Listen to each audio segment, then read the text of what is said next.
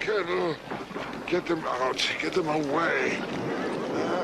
Caleb, get a cart. Quickly.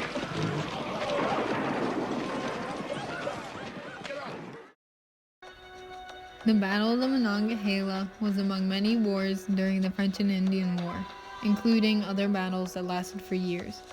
It was the first real fight of the French and Indian War. The battle influenced the 7 Years' War, resulting in consistent loss for Britain. Virginia and Pennsylvania wanted the land farther into the Ohio River Valley, which began the conflict. The Battle of the Monongahela was the most influential battle in the history of the colonial era because it officially started the 7 Years' War and began the weakening of Britain. The French and Indian War made Great Britain's American colonies stronger by removing French opposition in North America. However, the war also had some negative effects on the British, which greatly affected the colonies. The conflict had been expensive for Britain and left the British government deeply in debt. After the British's first failed attempt of conquering Fort Duquesne, the British then chose Edward Braddock to go on an expedition set out for a second attempt in 1755. George Washington, Thomas Gage, and Daniel Morgan set out aside Braddock as his aides, following him towards Duquesne. Duquesne lies at the junction of the Monongahela and Allegheny rivers. Because of its strategic location, it was a major objective in the last of the French and Indian Wars. Braddock's army, which consisted of officers, soldiers, their families, civilian laborers, teamsters, servants, slaves, and female camp followers who worked as cooks, nurses, and washerwomen, went through the forests of southwestern Pennsylvania to get to the Forks of Ohio in the summer of 1755. Braddock arrived in North America in 1755. The British Army commander was sent to dislodge the French from Fort Duquesne with George Washington. Edward was the general of the Coldstream Guards. Edward was an arrogant general and liked to work from his own rules.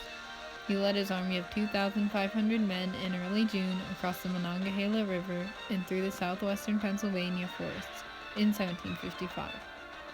Braddock's expedition was not a peaceful travel, since Braddock did not treat his soldiers with care.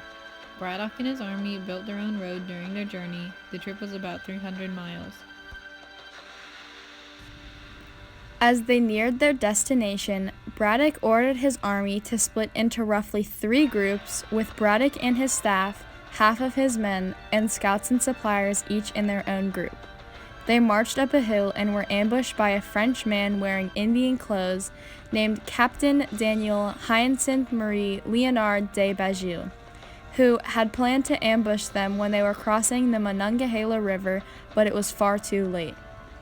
As the British began to prepare for a fight, Beaujeu signaled for the Indians, Potawatomis, Wyandots, Ottawas, Shawnees, and Mingos, to surround them and for the French and Canadian militia to form a line in front of the British. The British formed 2 lines and shot their muskets as they began their battle. Their attempted shots killed Beaujeu, but left the rest of the Indians untouched. The British fire did not make an impact due to the Indians' advantage of the forest. The Indians were trained to hide for hunting, which helped them hide from the British.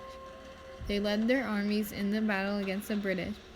Indians hid behind the trees, firing at the British as they shot their muskets. The British were unable to see the Indians behind the trees, which caused them to shoot and hit nothing. They advanced into the trees, resulting in many officers getting killed. The Americans tried to help the British, but the British mistook their blue coats and buckskin as French or Indians. Realizing the Indians had the upper hand, the British began fighting retreat. They huddled into large groups, trying to be safe in bigger numbers, but their plan was unsuccessful. The Indians and British collided in a cloud of smoke, creating confusion and fear. 2 of the 3 generals were killed, leaving George Washington to give orders. As Washington was giving orders, 2 of his horses were shot, and his coat was hit with 4 bullets, none of which hit him. The survivors walked back to the rear echelon for 50 miles. Almost 1,000 British troops were either killed or wounded.